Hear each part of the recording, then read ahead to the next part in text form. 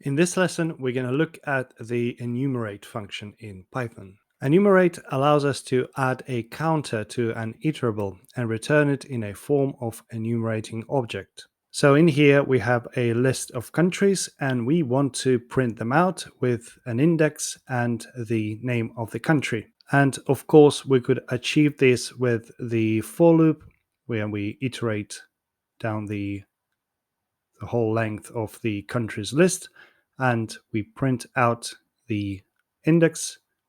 So it's going to be the position of that country in the list plus 1. So we want to start with 1.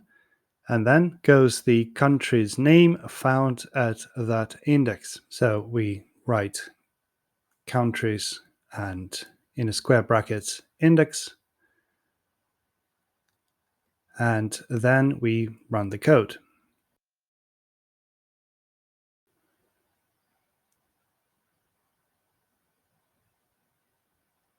And here we get the output, the number, which is index plus 1, and the name of the country. This is the good old standard way to do it. But we could also benefit from the enumerate function from the standard library, and the output will be pretty similar to what we just saw. So yes, we will be utilizing the structure of the for loop, but instead of using the range, we're going to use the enumerate. And inside the brackets, we're going to give what we're going to loop over, so the countries list, and then where we will start. And then, of course, we're going to print out the result. In this case, each element will be a tuple that contains an index and then the original item's value. And because it is a tuple, we can take it one step further, and instead of an item, we can split it into an index and then the country.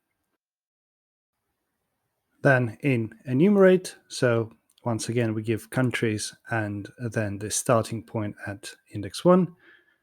And then this gives us an opportunity to do a formatted print.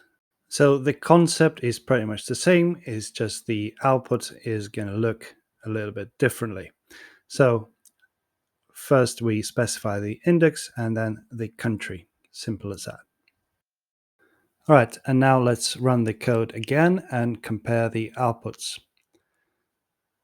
So our last output looks pretty much similar to the output number 1, as you can see. So that was an introduction to the enumerate function.